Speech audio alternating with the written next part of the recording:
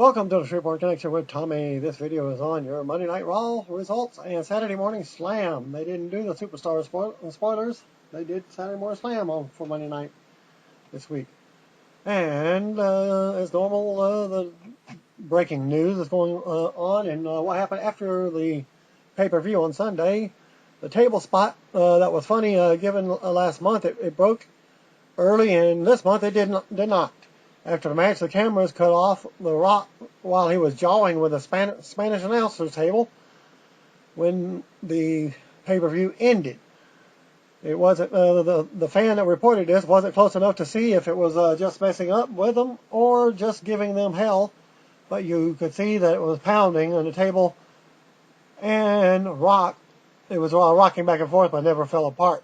And apparently, I guess the spot was supposed to be staged prior to them, and in a Spanish announcer table, it's like pull the pegs from underneath it from it breaking to release it to break. Happy birthday goes out to Ricardo Railroad Rodriguez, aka Real Noom Jesus Rodriguez. He turned 27 years old on Saturday. He was born in February. Sunday, February 17th, 1986. Ricardo worked as Chimera prior to his WWE run. He also works as a masked El Local on some WWE events. He debuted on WWE TV as the personal ring announcer for Alberto Del Rio on August 20th, 2010. And a second report from what happened after the pay-per-view. Edward Kirby sent in Sunday's WWE Elimination Chamber event in New Orleans and sent the following report on what happened after the pay-per-view concluded. Rock went around ringside, giving all the fans high fives. He got up to the Spanish announcer's table, just as the previous report. He slapped it a few times as if to give it a nod to the improved construction in recent pay-per-view history. He continued to make his way around ringside. When he stopped, he handed the WWE Championship to an older guy at ringside and looked like he was posing for a picture. I guess the gentleman may have had some class of disability or something, because after that, The Rock gave the guy gave the title back, and he hugged another older guy next to him. Did the same thing. Really cool segment for a moment. Then, as everyone was walking out, Justin Roberts took the mic and started thanking the fans for the attendance and excitement, and sort of played into the rumors that the next year's Mania is coming to New Orleans, and it's verified by WWE.com itself by saying something to effect, "We look forward to being back in New Orleans in the near future." Well, they've said that in Bossier City many times, but not for 1 in 8 years for TV taping. Well, Doug Rosenthal sends in these off-camera notes from the third Elimination Chamber pay-per-view results from what happened after the show. And he said the crowd in the arena was most energetic, and he's never seen the WWE in New Orleans, or seen at the fans at the New Orleans arena. Alberto Del Rio's botched spot towards the end of his match was bad. Half of the section I was sitting in was cracking up and making jokes about the spot. He was probably going to catch in the back. It looked like it. He may have misjudged the angle he was going to need to hit the bucket. Yeah, it was a bucket shot. But he just hit air, and so was kind of taken aback from the miss, and probably screwed up the timing of the finish as a result. WWE and New Orleans arena security were out in full force, confiscating fan signs, often just ripping them out of people's hands and with no warning whatsoever. In The Rock's match, a fan ended up being ejected from the arena because he had a sign that an arena security guard just up and grabbed the sign with no warning. The sign read, "Do you smell what The Rock is cooking? Cookie Puss." The security guard, who admitted that he doesn't watch wrestling, said to me after he thought the sign was offensive because of the puss reference, so he didn't fully understand the gimmick about the sign, even though they should be watching it on TV. Well, he must have been an indie fan guy, because most indie fan guys don't watch wrestling to keep up current, because they're so jealous they can't take their spots. Now that the guy with the sign was drinking all evening and was very inebriated, he went back to the trash can to retrieve the sign, and that's when all hell broke loose. Security guard would not let it go, and it devolved into a full-out shouting match between the two, which ultimately led to the fan being ejected by arena security. The guard and the fan were both at fault, and the security guard should have asked him to put the sign down before just yanking it from from him, and the fan should have just let it go, but the alcohol wouldn't let him do it. Lesson to all kids out there: don't drink and sign. The Shield looked very impressive for only their second pay-per-view match. Sheamus going through the guardrail really woke up the crowd, and the look on Lillian Garcia's face was that of pure terror. I don't think she was warned before the spot occurred. After the show went off the air, there was no post-show promo from The Rock. He just walked around the ringside and slapped fans. And he said the biggest pops of the night came when Randy Orton was A, introduced to the chamber match, B, actually allowed out of his pod, C, involved in the frantic finish when he had the monster RKO to Mark Henry. Overall, it was a decent show. A good solid B for the reporter. The chamber was entertaining and the highlight of the show for me. Retired pro wrestler Raymond Rougeau turned 58 years old. He was born February 18th. His Wikipedia page states that he owns the income management of properties and has been active in city council politics since 2002. He made news in 2011 when he saved the life of a 77-year-old hunting friend. The man was lost in the woods, and Rougeau flew his own plane to find the man after a police rescue was unsuccessful. And the advertised dark match main event from Raw last night was John Cena and Ryback versus CM Punk and Dolph Ziggler. The late Kerry Von Erich, a.k.a. Kerry Atkinson, died on this date, 1993. He took his own life at the family ranch in Denton County, Texas, and that was on the 18th, yesterday. Today's the 19th when I'm doing my video. Today is also the 25th birthday of the Blossom Twins, who just debuted 2 weeks ago on Impact Wrestling. To read more on that, go to the website. For those who missed it on Sunday, Ricardo Rodriguez again turned 27 on Sunday. He was born February 17th, 1986. Ring of Honor wrestler Jimmy Jacobs, a.k.a. real name Chris Scobell, turned 29 on Sunday. He was born February 17, 1984. Gangrel, a.k.a. David Heath, turned 43 on Saturday. He was born February 16, 1969. The late Larry Sweeney was born on February 15, 1982. He died on April 11th. He took his own life at the age of 29 after a long battle with mental illness. Shane Berry and Wesley Hayes were at the Raw event in Lafayette and posted the Saturday Morning Slam spoilers. Match number 1, Natalya defeated AJ as Natalya reversed a crossbody block for the pinfall. Match number 2, DB, Daniel Bryan defeated WB, Wade Barrett. Bryan won with a crucifix pin. Kane was on commentary during the match. And now for your Raw on the USA Network from Lafayette at the Cajun Dome. Show opened with narrated photos of and still shots of the Elimination Chamber pay-per-view. Michael Coleslaw welcomed viewers to the show. He was joined on commentary by Jerry the King Lawler. Cena's music played, and he headed to the ring for a promo. Cena and Lawler hyped up that it will be Rock versus Cena at WrestleMania 29 in 48 days.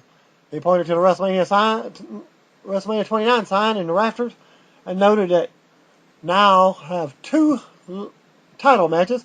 He noted that Jack Swagger will challenge Alberto Del Rio for the World Heavyweight Championship, and Cena will attempt to become the WWE Champion when he faces The Rock. CM Punk's music played, and he headed to the ring with the Walrus Paul Heyman.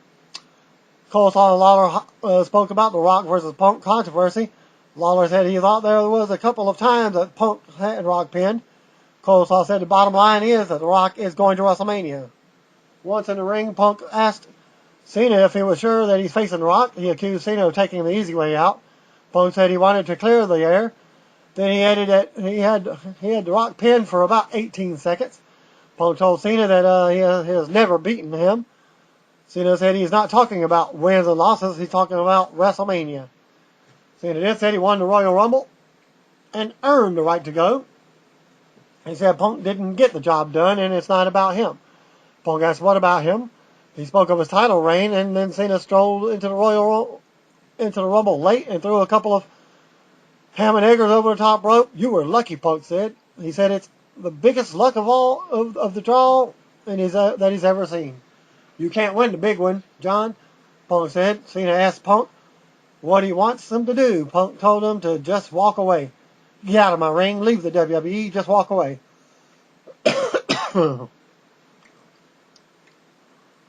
Punk said, Cena, as Punk was saying that, Cena teased leaving, and then finally said no.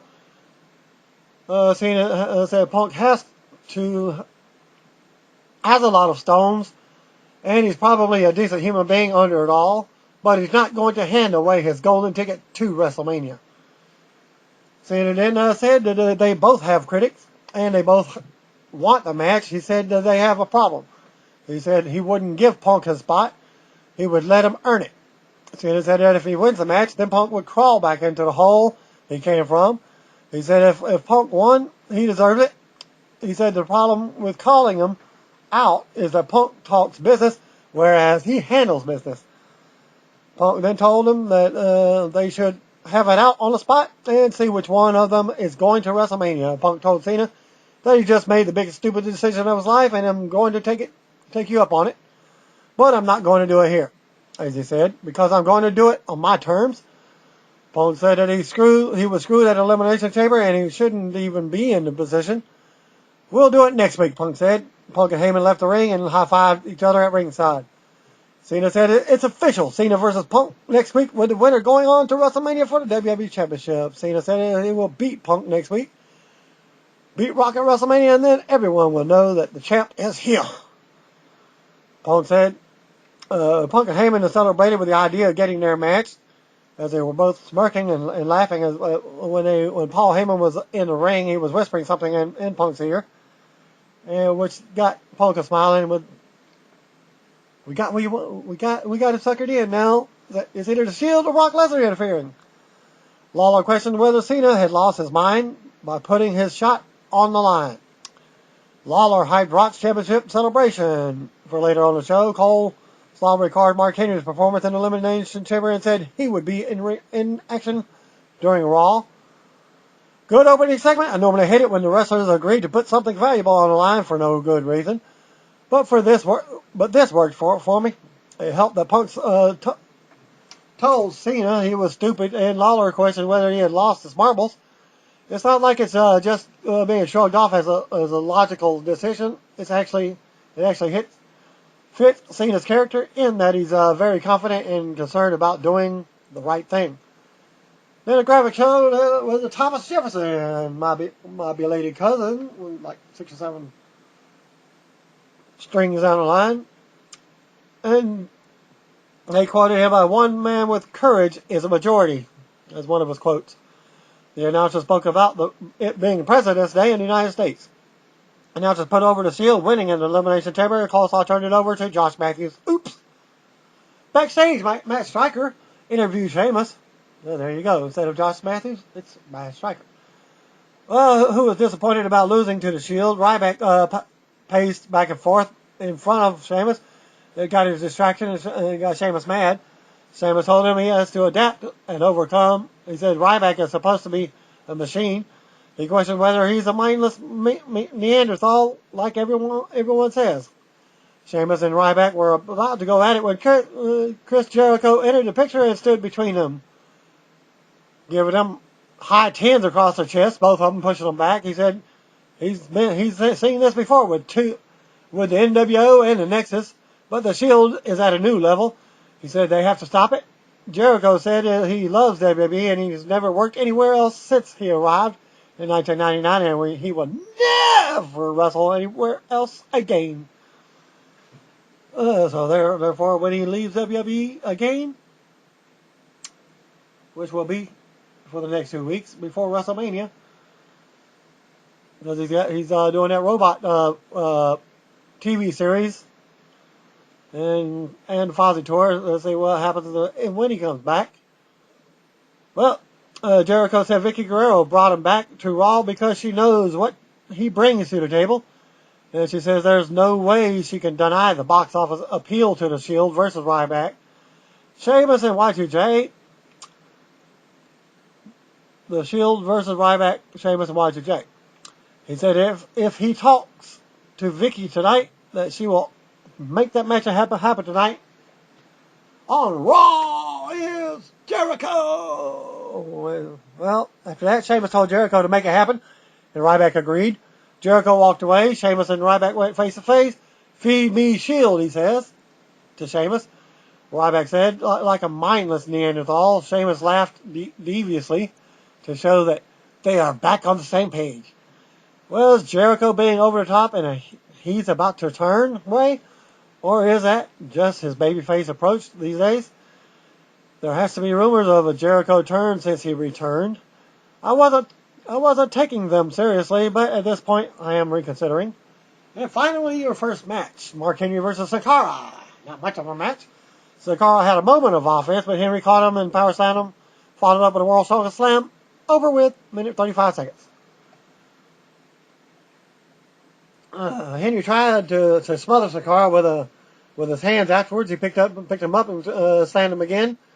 And the Great Khali's entrance music played, and we get that match, supposedly. Once Khali made it to the ring, Henry exited the ring and said, I had all of you already. As Henry mocked Khali's dancing, he started doing some dancing of his own. He told Khali that the only thing he's good at is dancing. And making Khali walk to the ring on those knees and then leaving him is as heelish as it goes. The announcers then narrated highlights of the finish of the Antonio Cesaro and The Miz match and questioned whether it was accidental or not. Lawler hyped at Cesaro versus Miz in an ODQ match. Cole said Vicky Guerrero has announced that the Shield will face Ryback, Sheamus, and Jericho in a 6-man tag for later on the show. Well, that's what I was thinking. It was a no disqualification match in the pay-per-view with Cesaro and The Miz. But he got disqualified. Well, rematch on Raw. Cesaro versus Miz in an ODQ match for Raw. Miz had his shoulders taped again. The announcers narrated highlights from the last week of Cesaro swinging Miz into the barricade. Cesaro targeted Miz's shoulder. He set up a chair between the ropes and shoved Miz's shoulder into it. Miz came back by tripping Cesaro, who fell onto a chair. Miz applied the figure 4, and Cesaro tapped out. Well, there's a little more action than that, I would say. Because he actually got Cesaro. He tripped him up somehow and got tripped on the bottom rope, which set up the figure 4. Cesaro was trying to do his neutralizer, and Miz countered, put him on a chair. Miz got the win in 3 minutes 45 seconds. Still having a hard time with the Miz performing the figure 4 after watching him botch it so badly on his first attempt during the match. Obviously, they're trying to keep the feud alive. And the announcers set up a propaganda video footage recorded by Jack Swagger and Zeb and played on YouTube. Zeb complained about people driving across the border with their 22 kids and asking for a handout. If you're looking for a handout, Jack Swagger, Zeb Coulter, we're charitable people. We'll give you a handout. The handout will be one-way ticket back to wherever you came from. If your government won't do anything to help us, I know someone who will. Zeb turned it over to Swagger, who concluded by saying, we the people. Announcers then hyped Cena versus Rock for next week, and Rock's championship celebration for later on the show. Commercial break. We know what Zeb and Swagger are all about. They will generate heat. The big question is whether Alberto Del Rio can do more than pander. Here's hoping Swagger and Zeb bring out a different dimension than in Del Rio. An Abraham Lincoln graphic and quote were shown. Backstage, Daniel Bryan complained to Kane that he punched him instead of hugging him. He said he doesn't know whether he feels comfortable teaming with Kane. Bryan said he requested a singles match against Jack Swagger, and he doesn't want Kane to come out with him. Kane said he might do the same. You better be a man of your word because I don't do well with snakes, Kane said. And this brings out the next match, and Randy Orton's or whatever. Randy Orton was asked, "Are you talking about me?" Kane said, "Snakes can't be trusted," and he stomped on them with his boot whenever he sees them. Orton said that there was a time when we would have been intimidated, but he's not so intimidating right now, that he's traded it in his pile drivers and choke slams for group therapy sessions and hugs. You're not really the big red monster anymore. You're more like Barney the dinosaur. Bryan laughed and Kane turned toward him. When he turned back, Orton was gone. Backstage, Vicky Guerrero was on and saying that she has a big surprise planned for my show. She thanked the person on the phone and wrapped up the call. Paul Heyman showed up and asked, "Is she summoned for him?" Vicky mockingly congratulated Heyman for getting those stipulations added to the Rock versus Punk match. Vicky said that she had something for Heyman that is going to affect his whole career. Heyman asked what it was. She said she would tell him in the ring. "Oh, how I love overdramatic women," Heyman said. "I don't like surprises," Vicky said. Said she knows and laughs. And we get Dolph Ziggler, AJ, and Big E Langston making their ring entrance for their match. Coleslaw said Ziggler would face Alberto Del Rio after the break. Match number 3, Alberto Del Rio with Ricardo Rodriguez versus Dolph Ziggler with AJ and Big E. Non-title match, the usual Ricardo introduction from the stage. Del Rio brought back the white scarf after wearing a red one on the pay-per-view. Ricardo still brought it out in the stupid bucket. Del Rio caught Ziggler with his springboard kick off the middle rope heading into the break. Right, commercial break. Can we all get together and agree never to use Jackson Hewitt tax services until they stop airing it? The same time, this is how we do it, commercial. Please, wait, do they advertise on this site? If so, I love that commercial. Ziggler was in control after the break. Highlights aired from during the break of Langston taking a shot at Del Rio. Swagger and Coulter were shown watching the match on a backstage monitor. At 6 minutes 15 seconds in, Ziggler ended up seated on the ropes. Del Rio went up behind Ziggler and performed a reverse suplex off the ropes. Very cool spot. And Coleslaw reset the show at the top of the hour. Del Rio blasted Ziggler with a super kick for a 2 count. Later, Del Rio caught Ziggler with a cross-arm breaker. "What's Dolph going to do?" Coleslaw asked. Ziggler answered the question by tapping out to end the match. Alberto Del Rio defeated Ziggler by submission, non-title, in 9 minutes 40 seconds. After the match, Big E Langston hit the ring and attacked Del Rio. "Your time is over," Langston yelled. It's over for you." Ziggler went to ringside and grabbed his Money in the Bank briefcase contract. Ricardo Rodriguez snatched the briefcase before he could even do anything else, and Ricardo took off running. Ricardo dropped the briefcase at the bottom of the stage while running after Langston, away from Langston. AJ picked up the briefcase and raced to the ring to give it back to Ziggler. Dolph turned around and was greeted by the kick to the face from Del Rio. Coleslaw noted that the bell has to ring in order for the contract to be in play. It did not, so Ziggler still has the contract. And now it's hype for Kane versus Randy Orton for later in the show as they go to another commercial break. Jackson Hewitt, this is how we do it. Well, back from the break, this was one of those cash-in teases where Ziggler fans had to be hoping something would happen where he would not cash in. Del Rio didn't take enough of beating to make it seem like he was vulnerable. And it's obvious he's being set up for a match with Swagger. By the way, I like the way Orton popped up and disappeared in a devil-like fashion during the backstage segment with Kane and Daniel Bryan. Graphic touted that SmackDown has aired more episodes than all of CSI shows combined. Wade Barrett stood in the ring and said he's about to become a movie star.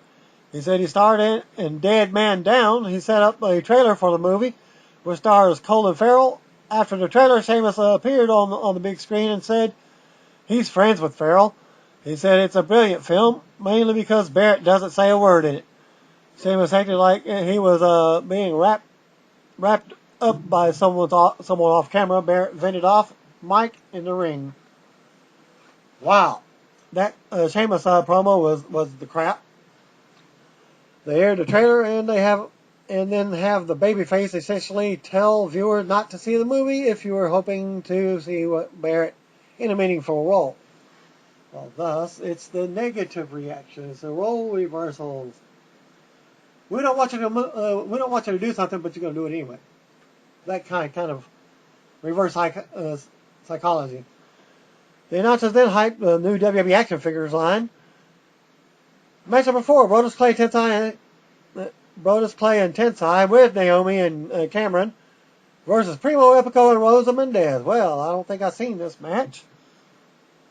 Good time to take a quick 5-10 minute nap. I think I did. Coleslaw and Naomi and Cameron had a dance-off to determine who would get the spot in the match. Clay and Tensai won with a double splash on Primo. Highlights aired the WrestleMania 30 press conference, and it's none other than the Superdome in Louisiana, New Orleans. Coleslaw hyped Swagger and Coulter with a State of the Union address before we get a commercial break. We got the commercial break. Imagine if these two didn't dance and were instead booked as a badass tag team. Anyway, the live crowd has been pretty flat. It's hard to blame them. It doesn't feel like a big ticket to a WrestleMania show yet. Keep in mind that there are 6 more episodes to Raw to go before WrestleMania 29. In other words, don't panic if this isn't the loaded show that many expect it to be. By the way, a commercial for SmackDown actually asked who was left standing after the Royal Rumble. No, that's not a typo. A Harry S. Truman graphic and quote were shown up next. Swagger and Coulter stood in the ring behind a podium. A Gadsden "Don't Tread on Me" flag was hanging in the corner. They shot Erdo Del Rio and Ricardo watching the segment on the backstage monitor. Swagger spoke before turning things over to Zeb, who said people may not like their opinion, but they have the right to express it. Coulter complained about people who live in the country illegally. He said they take jobs, medical care, and education, along with freedom. We have a big problem in this country, and we have to fix it. Coulter said real Americans have to stand up and say no more. The crowd gave Coulter and Swagger a minor case of what treatment? Coulter said that on one side of the ring at WrestleMania will be a real American patriot. On the other side, Coulter said it will be a man who only came to the country to reap the rewards of the motherland. Coulter says Swagger has 2 goals at WrestleMania: regaining the world title and reclaiming America. Coulter concluded with "We the People" line, and Swagger also did repeatedly as well. Daniel Bryan makes his way for his match against Swagger. Creative needs to listen to some right-wing extremist whack job radio to get some new ideas. Zeb's delivery is real good, but he pretty much said the same thing in the video that they aired on the live show. Match number 5, Swagger with Coulter versus Daniel Bryan. The match was joined already in progress for the commercial break. Bryan had his ribs taped to sell elimination chamber injuries. Lawler said Coulter was getting fan mail, and most of it was from Rush Limbaugh. Coleslaw said that some of it was coming from Alex Jones. Bryan said an offensive flurry, but he had an offensive flurry, but he missed a running knee off the ring apron. Swagger picked him up with one arm and drove him spear-like into the barricade, a cool spot. Later, DB came back and performed a suicide dive on Swagger. He followed up with a missile drop kick back inside the ring for a 2 count. Bryan kicked Swagger repeatedly, and Swagger caught his leg on the last one, stood up and slammed him down. Bryan came back with the no lock. Orgasm lock. Swagger reached the ropes to break the hold.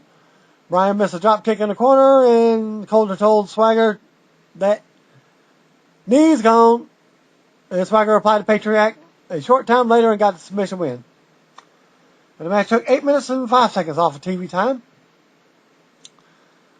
And more hype for the Shield versus Ryback, Sheamus, and Jericho. Paul Heyman was shown backstage, and Lawler said we would find out what Vicky has in store for him next. Commercial break. It's too soon for the announcers to be telling jokes about Coulter and Swagger.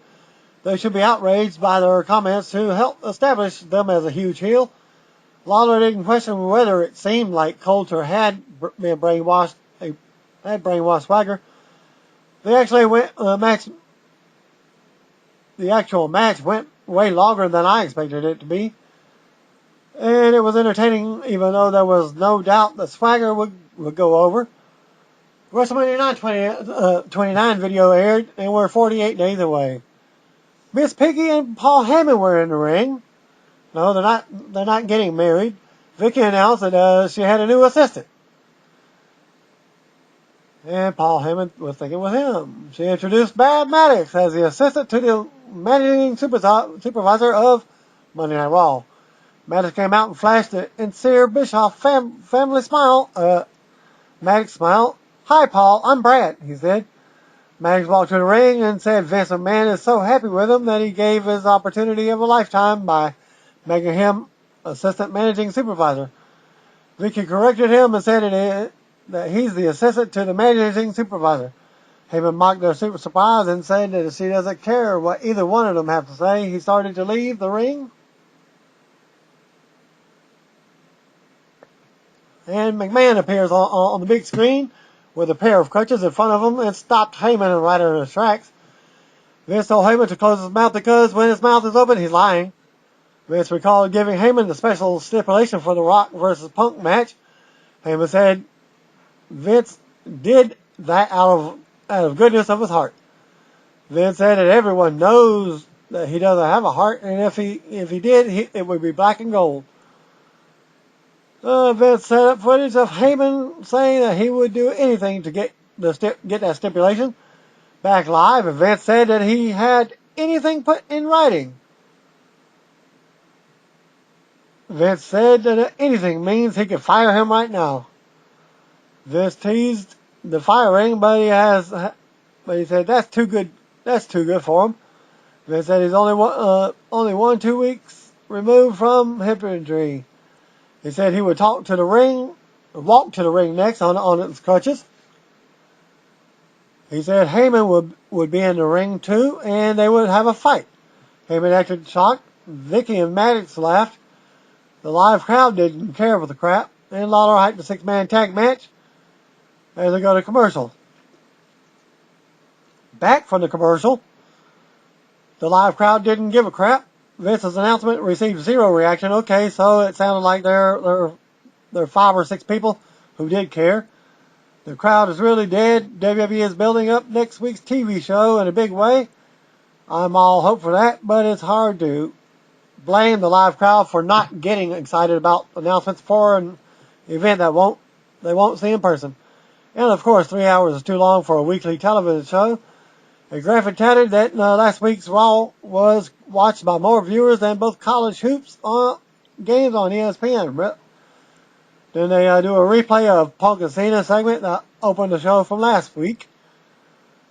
And ring entrances for all 6 men took place. Dean Ambrose, Seth Rollins, and Roman Reigns were all through the crowd.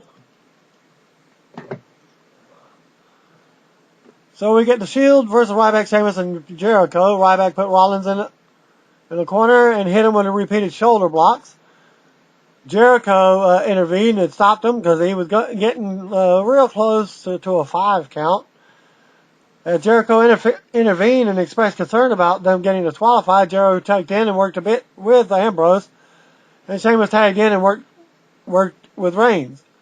Sheamus performed white noise on Reigns and then played to the crowd. Sheamus set up for the brogue kick, but Rollins pulled Reigns from the ring Sheamus blasted Ambrose with a brogue kick. All three Shield members were selling on the floor, heading into the break. After the break, Sheamus was selling for the Shield and eventually made a hot tag to Ryback. Ryback had an offensive flurry and picked up Rollins for the shell shock. Jericho was talking with a referee, and Ambrose was trying to distract the referee while Reigns had speared Ryback. And Cole Saw put Ambrose over for being cerebral, even though the ref was tied up with Jericho. Later in the match, Ryback made the hot tag to Jericho, 12 minutes 15 seconds, which sets up the pinfall. Jericho performed his signature offense on Ambrose and got a two count, followed by a lion salt. Jericho rolled Ambrose into the wall of Jericho. Sheamus cut off Reigns from breaking up the pin, and the ref was tied up with Sheamus and Reigns when Rollins leapt off the top rope and caught Jericho with a knee to the head. Ambrose pinned Jericho. The Shield defeated Ryback, Sheamus, and Chris Jericho in 13 minutes 30 seconds. Another entertaining match involving the Shield. The live crowd came to life for the match and all of the star power. They did a good job of having the babyfaces hit the big offensive moves, only to be cut off at different times.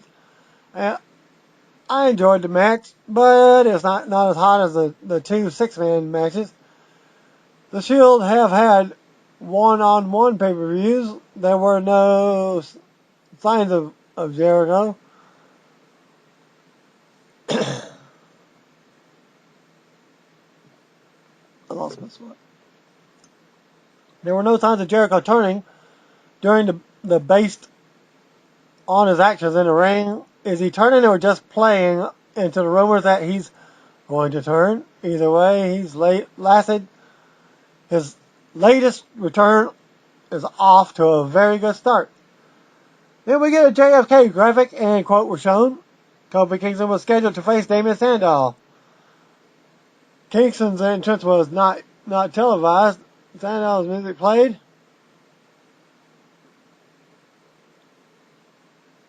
But he demanded silence because he was going to speak. He said members of the Sandow family that served as advisors to the past presidents. Once the promo was over, Sandow attacked Kingston before the bell. Sandow got the better of the brawl and threw knees at Kingston. R-Truth's music played briefly, and he turned on Swagger. He turned.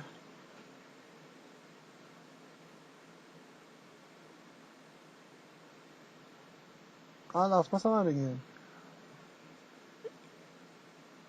Okay, graphic of JFK. Kofi was scheduled to face Sandow. Kingston's entrance was not televised. Sandow's music played, but he demanded silence because he was going to speak.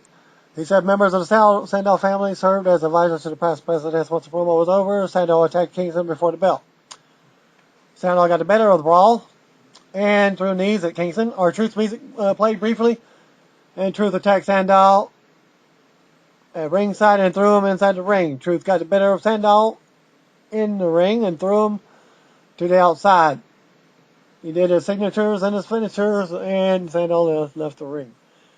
Announcers acted shocked by R-Truth's return, even though he was at the press conference. Okay, so there's no chance in hell he should be at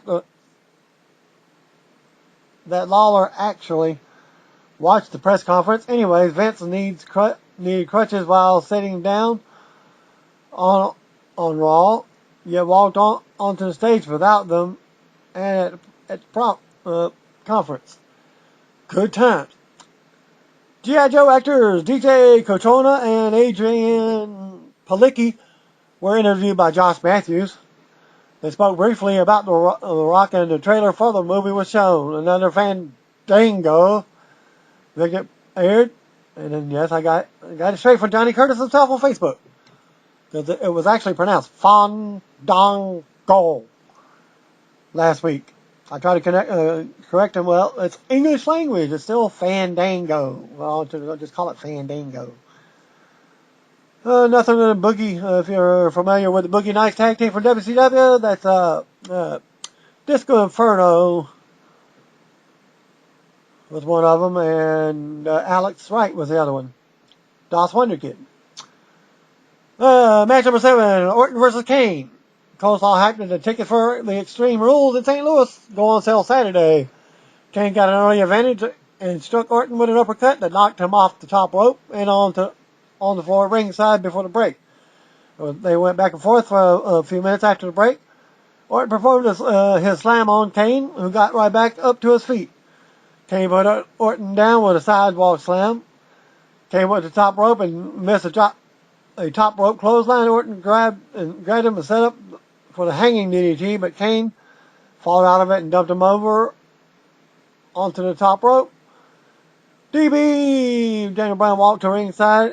It distracted Kane long enough for Orton to hit the RKO for the win.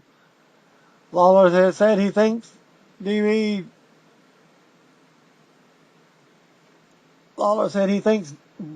did it on purpose to distract Kane. And the match took 10 minutes 10 seconds out of our lives. Coleslaw hyped Rock's championship celebration after the break for your main event. When we get to commercial break, slow match until the last couple of minutes. Lawler was all over Bryan and said that the only thing missing from his face was a smile that should be there because of what he did to Kane. Based on the way Bryan played it, he will claim he did nothing wrong next week.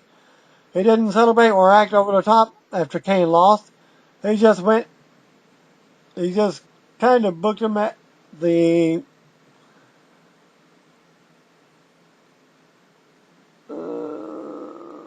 lost him.